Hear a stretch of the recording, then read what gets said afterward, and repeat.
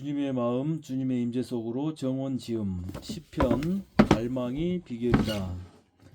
갈망은 삶의 중심입니다. 갈망은 모든 사람들에게 있어서 그의 삶의 중심입니다. 갈망이 없는 사람은 없습니다.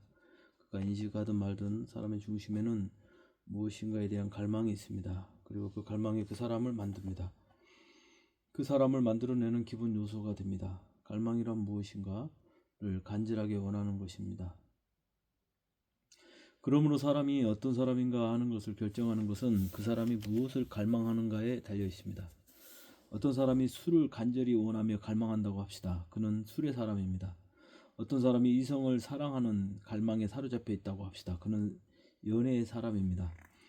어떤 사람이 돈을 아주 간절하게 갈망한다고 합시다. 그는 돈의 사람입니다. 어떤 사람이 명예나 출세를 갈망한다고 합시다. 그는 명예와 성공의 사람입니다. 유명한 사역자가 TV에서 인터뷰하는 것을 본 적이 있습니다. 그는 아내를 사랑하지 않았지만 그 아내를 얻어야 목회에 성공할 수 있다고 생각했다고 합니다. 그는 사랑보다 성공이 더 중요했기 때문에 그 아내를 선택했다고 했습니다. 그에게는 사랑에 대한 갈망보다 성공에 대한 갈망이 더 많았기 때문입니다. 이렇게 갈망은 그 사람을 만들고 그 사람의 삶을 만들며 그 사람의 행동을 결정하는 것입니다. 어떤 사람이 돈을 가장 갈망한다면 그 사람은 돈을 위해 목숨을 걸 것입니다. 어떤 사람이 사랑을 가장 갈망한다면 그 사람은 사랑을 위해 목숨 걸 것입니다. 어떤 사람이 성공이나 명예를 갈망한다면 그 사람은 그것을 위해 목숨을 걸 것입니다. 어떤 사람이 주님을 갈망한다면 그 사람은 주를 위해 목숨을 바칠 것입니다. 다른 사람들은 그러한 행위를 이해할 수가 없을 것입니다. 그러나 본인에게는 그것이 가장 즐겁고 귀중한 것입니다. 돈에 속한 사람은 다른 이가 명예를 위해서 목숨을 버리는 것을 이해할 수 없습니다. 이성에 빠진 사람은 명예를 위해서 갈망하고 삶을 버리는 것을 이해할 수 없습니다. 그에게는 오직 이성에만 집중되어 있기 때문입니다. 어떤 사람이 죄를 갈망한다고 합시다. 그에게 죄에서 해방이 있을까요? 아닙니다. 없습니다. 그는 입으로 죄를 미워한다고 고백할 것입니다. 그러나 속으로는 죄를 갈망하며 죄가 주는 쾌락을 기뻐합니다. 그는 잠시 기도하면서 죄를 대적하고 물러가라고 선포하지만 잠시 후에 다시 죄를 불러들입니다. 그가 죄에서 벗어날 수 있을까요? 아닙니다. 없습니다. 마귀는 그가 속에 죄를 갈망하는 것을 알고 있습니다. 그는 잠시 떠나지만 다시 돌아옵니다. 귀신은 다시 그에게 찾아와서 그에게 지옥을 심어줍니다. 그가 마음속으로 지옥을 끌어당기는 것을 알고 있기 때문입니다. 그러므로 죄를 갈망하는 사람에게서 죄를 없애는 방법은 없습니다. 갈망은 강하게 그 대상을 끌어당깁니다. 그러므로 그 대상이 갈망하는 자에게 오게 됩니다.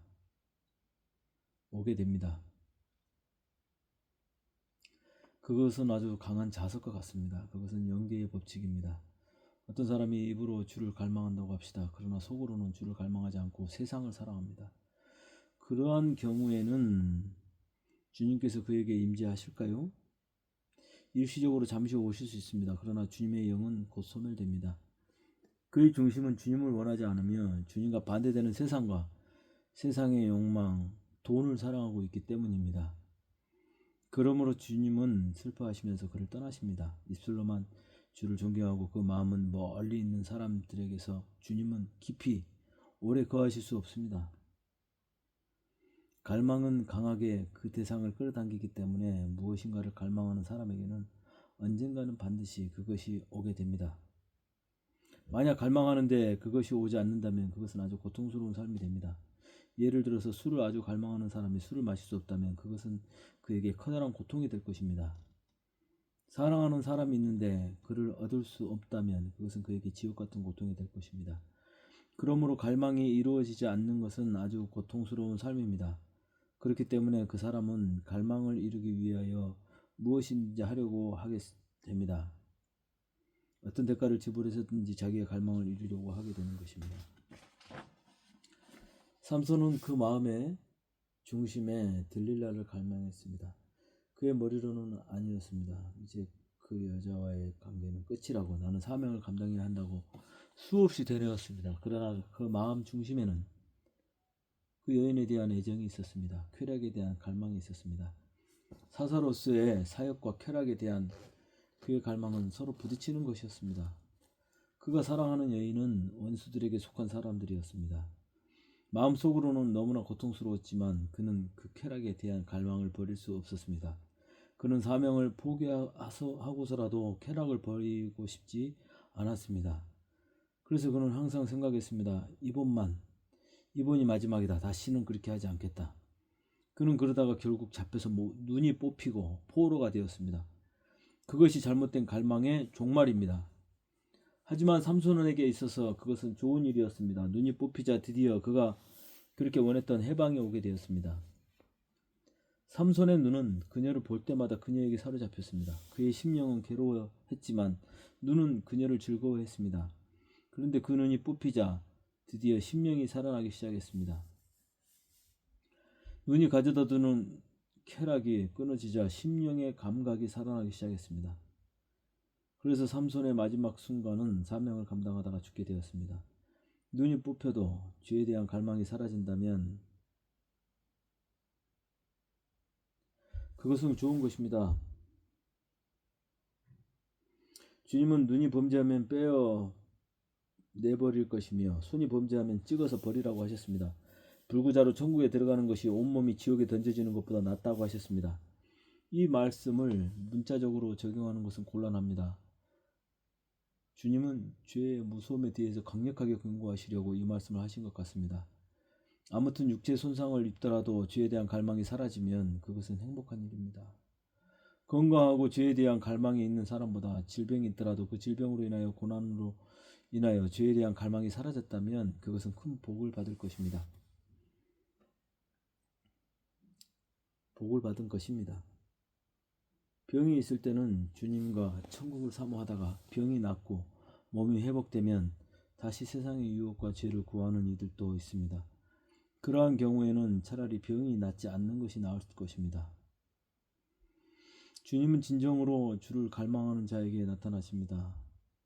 요한복음 14장 21절에서 주님은 나의 계명을 가지고 지키는 자라야 나를 사랑하는 자니 나를 사랑하는 자는 내 아버지께 사랑을 받을 것이요 나도 그를 사랑하여 그에게 나를 나타내리라 하고 말씀하셨습니다.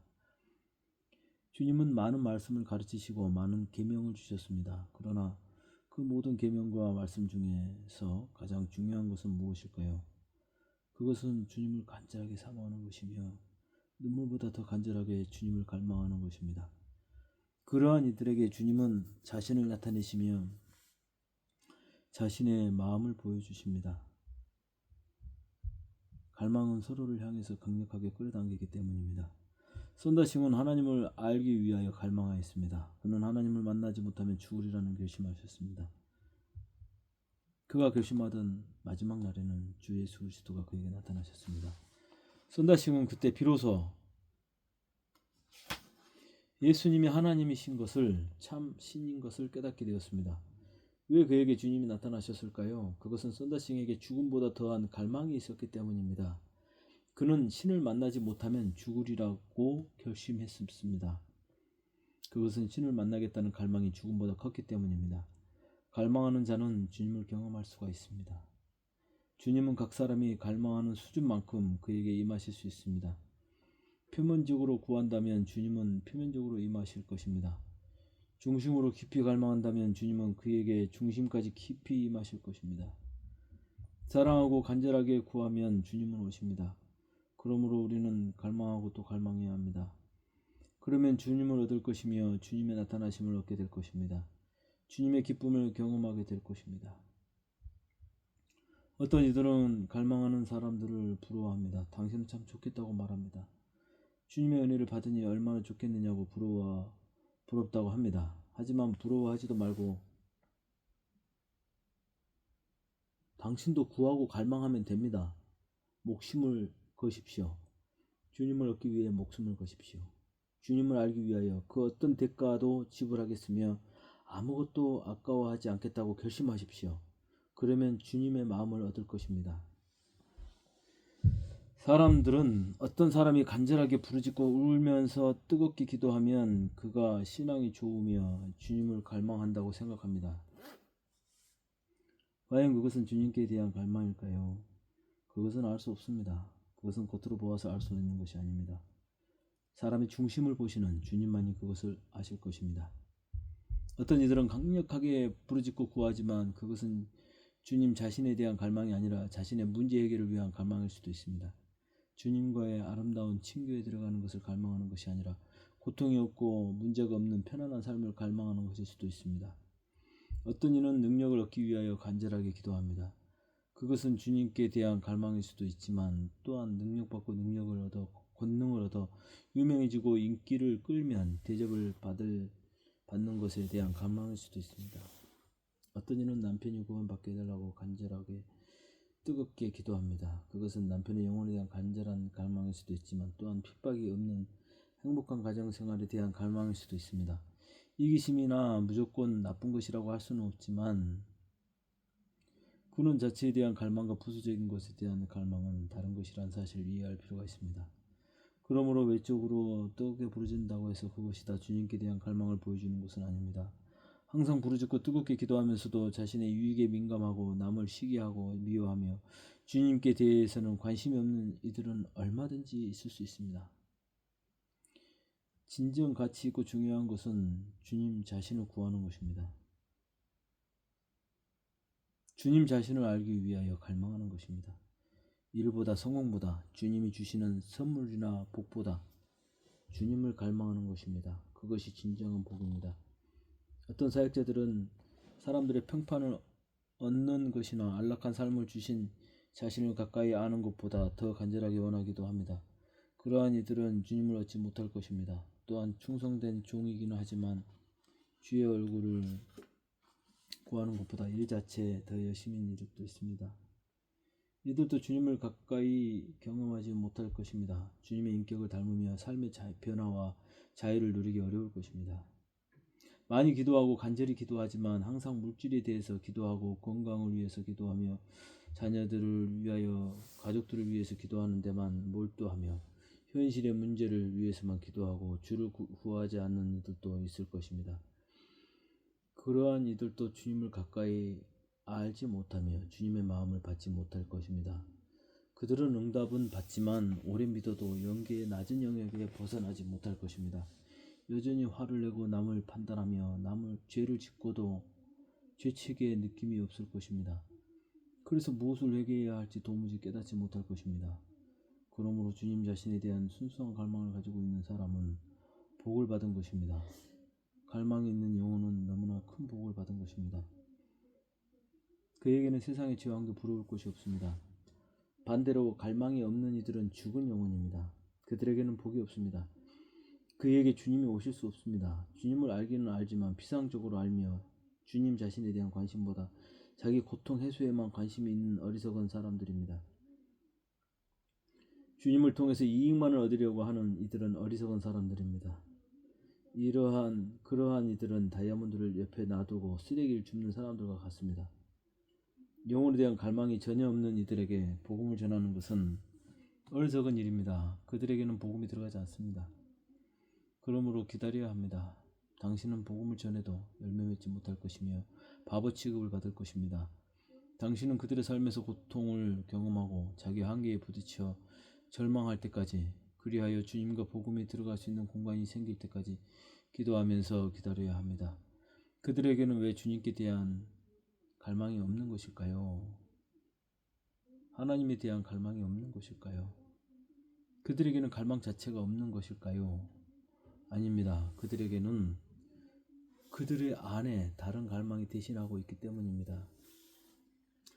그들 안에 주님이 들어갈 자리를 다른 존재가 대신하고 있는 것입니다.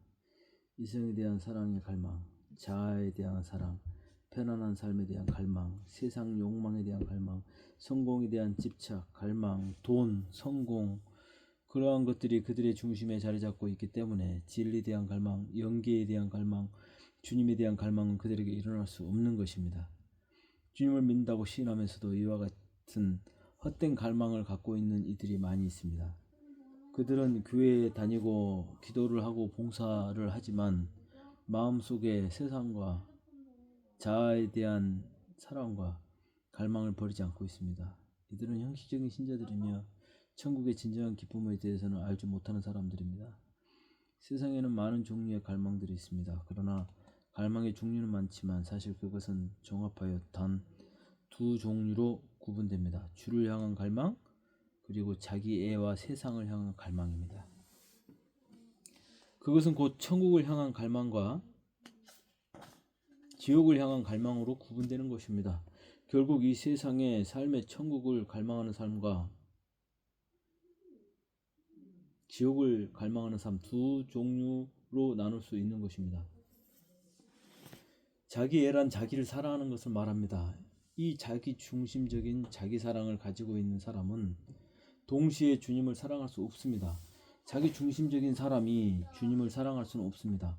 열등감이나 피해의식이나 시기 질투와 같은 대부분의 악들이 자기 자신에게서 자기 사랑에서 오는 것입니다. 자기를 초월한 사람만이 자유롭게 주님을 사랑할 수 있습니다. 자기에 대한 갈망을 가진 사람은 주님을 사랑할 수 없습니다. 그는 아무리 많이 기도하고 주의 이름을 불러도 자기를 채우기 위하여 주님을 이용하는 것입니다. 그는 자기에게 유익이 되지 않으면 언제든지 주님을 대적하며 주님을 십자가에 못 박을 준비가 되어 있습니다. 그는 주님이 자기 욕망의 기도에 응답을 해주시면 주님을 찬양하지만 응답하지 않으시면 주님께 원망하며 불평합니다. 그는 주님이 사람들 앞에서 자기를 높여주지 않으면 주님을 미워합니다. 그는 사람들이 자기를 무시하면 화를 내지만 사람들이 주님을 무시하는 것에 대해서는 관심조차 없습니다. 그는 사람들에게 사랑을 받고 인정을 받고 칭찬을 받을 때 몹시 기뻐하고 즐거워합니다. 그러나 사람들이 주님을 사랑하고 높여도 그는 별로 기뻐하지 않습니다. 그는 자기의 사람이며 곧 지옥의 사람입니다. 그는 주님의 사람이 아닙니다. 오늘날의 복음은 이 자기애를 높여주고 세워줍니다. 그러나 이 복음은 잘못된 복음입니다. 자기애를 버리지 않으면 결단코 천국에 들어갈 수 없습니다. 주님은 누구든지 그를 따르려면 자기를 부인하고 자기 십자가를 지고 주를 쫓으라고 하셨습니다. 그러므로 우리는 자아를 버리고 자아의 사랑과 기쁨을 버리고 주님의 기쁨을 구해야 하며 주님 자신을 구하고 갈망해야 합니다. 그것이 진정 자기애에서 벗어나고 해방되는 길입니다. 자기애를 버리지 않으면 끊임없이 다른 이들에게서 사랑을 갈구하며 인정받기를 구하며 다른 이들과 자신을 비교하고 판단하고 시기하고 질투하며 마음의 지옥에서 살게 됩니다. 상처받고 조종하고 파당이 생기며 결국은 주님을 대적하게 됩니다. 오늘날 많은 교회들이 싸우고 갈라지고 깨어지는 것도 다 자기애 때문입니다. 그러므로 자기 사랑이 소멸되고 주님 사랑이 가득해야 그 모임은 안전하고 건강한 공동체가 될 수 있습니다. 그리스도의 향기가 넘치게 됩니다. 자기를 초월한 사람만이 진정 주님을 갈망할 수 있으며 천국을 경험할 수 있습니다. 주님을 이용해서 무엇을 얻으려 하지 않고 그분 자신을 구하는 이는 복받은 것입니다. 그는 그분이 무한한 복의 근원이심을 알기 때문입니다. 주님은 모든 은총의 근원이십니다. 그분은 무한한 빛이십니다. 사랑이십니다. 평안이십니다. 영광이고 기쁨이십니다. 누가 선을 행할 수 있습니까? 누가 참된 기쁨을 주실 수 있습니까? 우리는 아닙니다. 우리는 사랑할 수 없고 용서할 수 없습니다. 그 원천은 주님이십니다. 그분이 오시면 우리는 무한한 빛의 통로와 연결된 것입니다. 그러므로 진리를 아는 자는 오직 주님을 갈망합니다. 그는 오직 주를 갈망합니다. 우리 안에 갈망이 있는 것이 왜 복이